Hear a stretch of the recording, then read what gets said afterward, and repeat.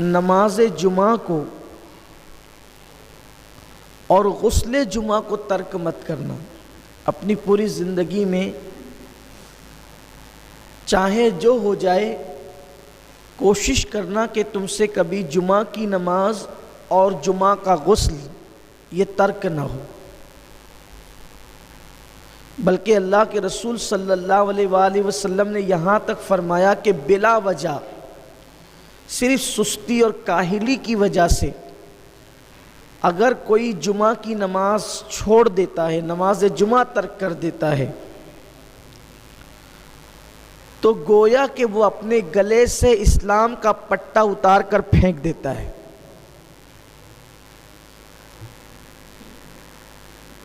اس لیے جمعہ کی نماز کبھی ترک نہیں کرنا۔ آج کل دیکھنے میں یہ آ رہا ہے کہ چھوٹی چھوٹی بیماریوں کی وجہ سے بھی لوگ نماز جمعہ چھوڑ دیتے ہیں۔ میں تو بیمار ہوں، بیمار کے لیے نماز نہیں ہے۔ اول تو نماز مرے دم تک ہے۔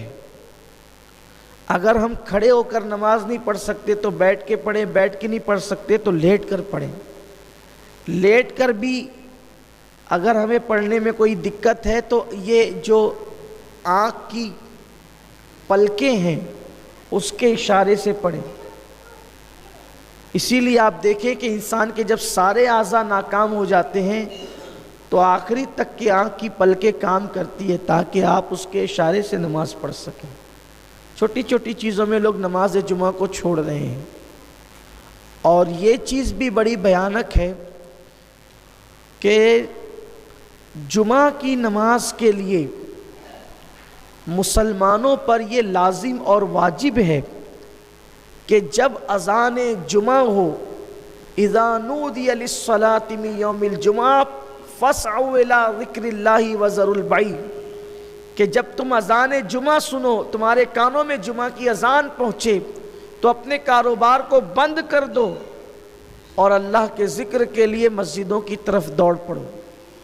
جمعہ کے دن حکم ہے کہ آپ جس مسجد سے جمعہ کی نماز پڑھنا چاہتے ہیں، جس مسجد میں پڑھنا چاہتے ہیں، اگر اس مسجد کی اذان کا وقت ہو جائے تو آپ کو اس وقت کاروبار چھوڑ دینا لازمی ہے۔ یہ جو خطبے تک لوگ آتے رہتے ہیں نا، یہ بدترین بدعت ہے۔ دور رسالت میں ایسا نہیں تھا، اور قرآن کا حکم یہی ہے کہ جب اذان جمعہ سنو سب چھوڑ کر کے مسجد کی طرف دوڑ پڑو اللہ کے ذکر کے لیے۔ تو سیدنا ابو ہریرہ رضی اللہ تعالیٰ عنہ سے میرے آقا صلی اللہ علیہ وسلم نے فرمایا کہ غسل جمعہ کبھی ترک نہیں کرنا اور نماز جمعہ کبھی ترک نہیں کرنا۔ لقمان حکیم نے بھی اپنے بیٹے کو کہا تھا کہ بیٹا کبھی جمعہ کا غسل نہیں چھوڑنا۔ یہاں تک روایتوں میں آیا کہ جو مسلسل غسل جمعہ کرتا ہے اللہ اسے 70 بیماریوں سے اور بلاؤں سے محفوظ فرماتا ہے۔ اور حدیث پاک میں یہ بھی آیا ہے کہ جمعہ کا جس نے احترام کیا، جس نے جمعہ کی تعظیم کی، اور شب جمعہ میں جس نے سنت مصطفیٰ کے مطابق وظیفہ زوجیت ادا کیا اور پھر اس نے غسل کیا اور خوشبو لگا کر وہ مسجد کی طرف چلا، تو ہر قطرے کے بدلے میں اللہ تعالیٰ اسے 1 سال کی عبادت کا ثواب عطا فرماتا ہے۔ اور جب وہ مسجد میں آیا اور لوگوں کی کاندھوں کو اس نے نہیں پھلانگا، حدیث پاک ہے کہ مسجد میں آیا لوگوں کے کاندھوں کو نہیں پھلانگا۔ لوگوں کے کاندھوں کو نہیں پھلانگے کا مطلب یہ ہے کہ لوگ بعد میں آتے ہیں اور آگے آ کے گھسنے کی کوشش کرتے ہیں، یہ بھی منع کیا گیا ہے۔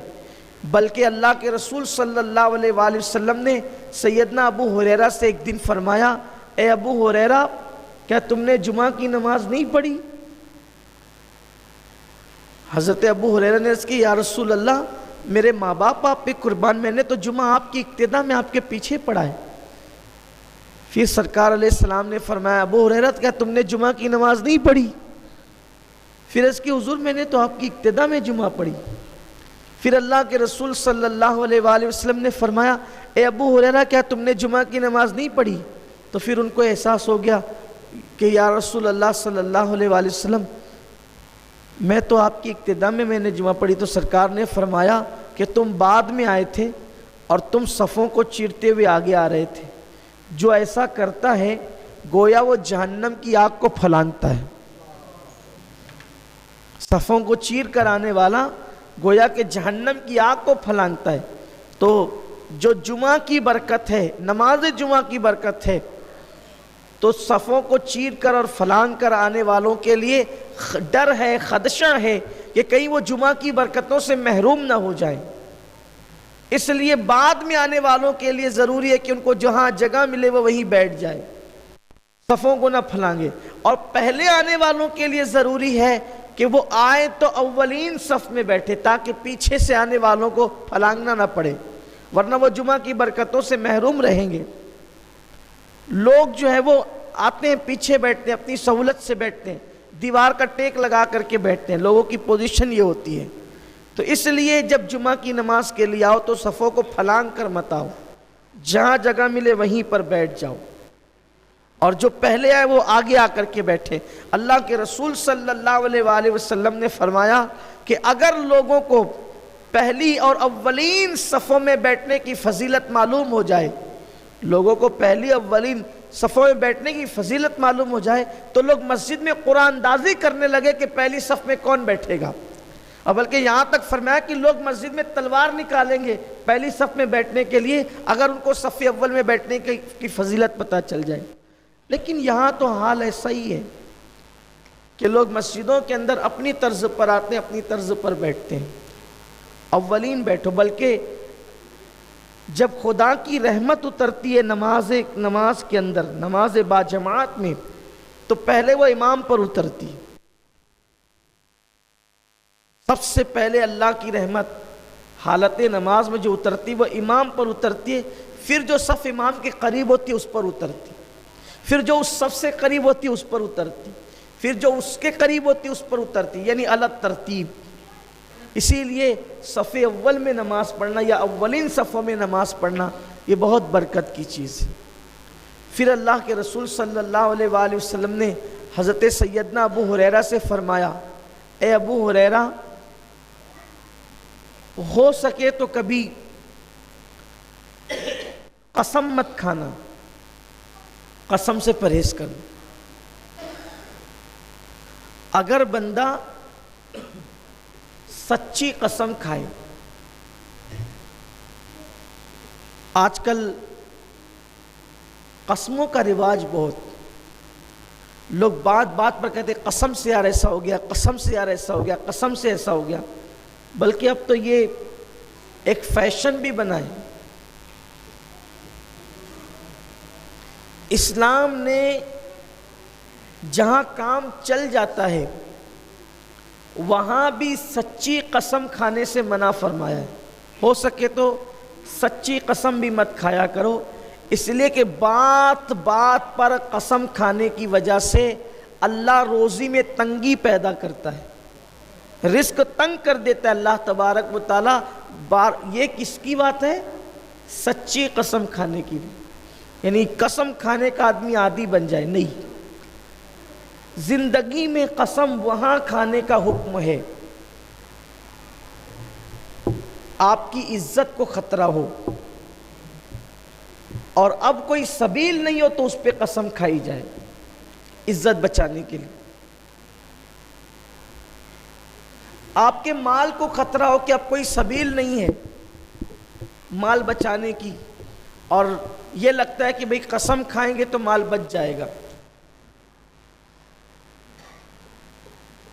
اسی طرح آپ کی جان کو خطرہ ہو کہ اگر قسم نہیں کھائیں گے تو جان چلی جائے گی، یا اسی طرح کسی اور مومن کے، مسلمان کے مال کو، جان کو، عزت و آبرو کو خطرہ ہو کہ وہاں قسم کے بغیر کام نہیں چلے گا، تو سچی قسم کھانے کی اجازت ہے اس موقع پر۔ بات بات پہ قسم اسلام میں نہیں ہے، بلکہ اللہ کا فرمان ہے کہ تم اپنی قسموں کا نشانہ اللہ کو نہ بناؤ، اللہ کو اپنی قسموں کا نشانہ مت بنانا۔ اللہ تبارک و تعالیٰ جو ہے وہ بات بات پر قسم کھانے کو ناپسند کرتا ہے، بلکہ حضور اکرم صلی اللہ علیہ وآلہ وسلم نے ارشاد فرمایا، وہ شخص جھوٹا ہے، کسی بھی جھوٹے کو پہچاننا آسان ہے کہ جو بات بات میں قسم کھائے سمجھ لینا کہ یہ شخص جھوٹا ہے، اس لیے کہ جھوٹے کی علامت ہے کہ وہ بات بات میں قسم کھائے گا۔ ہاں اگر قسم کھانا ہے دین پر، ایمان پر، قرآن پر، اسلام کی باتوں پر، بلا جھجک قسم کھا سکتے ہو، اس لیے کہ اس سے سچی کوئی بات نہیں ہے۔ اسی لیے میرے آقا صلی اللہ علیہ وسلم جب بھی اللہ کی بات کرتے تھے تو بار بار فرماتے تھے قسم ہے اس ذات کی جس کے قبضے قدرت میں محمد کی جان ہے، قسم وحدہ لا شریک کی، قسم رب العزت کی، اللہ کے رسول صلی اللہ علیہ وسلم۔ لیکن یہ دین کے معاملے میں ہے، دنیا کے معاملے میں اللہ رب العزت کو قسموں کا نشانہ مت بناؤ، تو سچی قسم بھی مت کھاؤ۔ عام طور پر لوگ سودا بیچتے ہوئے، تجارت کرتے ہوئے قسم کھاتے ہیں، میں روزی پر بیٹھا ہوں اللہ کی قسم، میں فلاں پر بیٹھا ہوں، کھانے پر بیٹھا ہوں اللہ کی قسم، دسترخوان پہ بیٹھا ہوں، یہ سب لوگ قسمیں کھاتے ہیں، روزی تنگ ہوتی ہے، روزی سمٹ جاتی قسم کھانے کی نحوست سے۔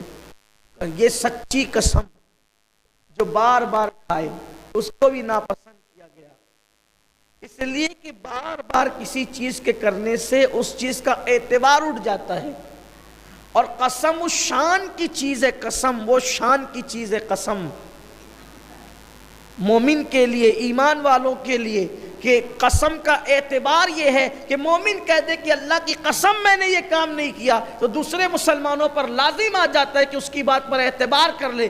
اگر وہ جھوٹ بول رہا ہے تو پھر وہ اس کا خمیازہ بھگتے گا۔ جھوٹی قسم کا خمیازہ کیا ہے؟ اب ذرا یہاں دل کے کانوں سے دل تھام کر حدیث کی طرف آئیں کہ جھوٹی قسم کا خمیازہ کیا ہے۔ لوگوں کو کچھ رہ نہیں گیا، میرا کلیجہ کانپتا ہے جب میں وہ احادیث کو دیکھتا ہوں، ان پر نظر پڑتی ہے تو میرا کلیجہ کانپتا ہے۔ نہ اللہ کا خوف ہے، نہ قرآن کی تعلیمات کا خیال ہے، نہ احادیث کی تعلیمات کا خیال ہے۔ آدمی قسم کیوں کھاتا ہے؟ جھوٹی قسمیں بھی مفاد کے لیے، فائدے کے لیے، ہے نا، میرا سودا بک جائے، میری بات پر لوگ اعتبار کر لے، جھوٹ ہونے کے بعد بھی لوگ مجھ پہ اعتبار کر لے۔ ان لوگوں کو ذرا چاہیے، آپ سودا کیوں بیچ رہے ہو جھوٹ بول کر؟ تجارت کیوں کر رہے ہو جھوٹ بول کر؟ پیسہ کیوں کما رہے ہو جھوٹی قسمیں کھا کر؟ یہی نا کہ چند دنوں کے لیے آپ کو آرام مل جائے، آپ کے بال بچوں کو آرام مل جائے، آپ کے گھر میں مال کا فائدہ ہو جائے۔ آؤ، اللہ کے حبیب صلی اللہ علیہ وسلم نے فرمایا، اے ابو ہریرہ کبھی جھوٹی قسم مت کھانا، اے ابو ہریرہ کبھی جھوٹی قسم مت کھانا، اس لیے کہ جو شخص بھی اللہ کی جھوٹی قسم کھاتا ہے اللہ اس پہ بھی لعنت کرتا ہے، اور قیامت تک اس کی تمام نسلوں پہ لعنت کر دیتا ہے۔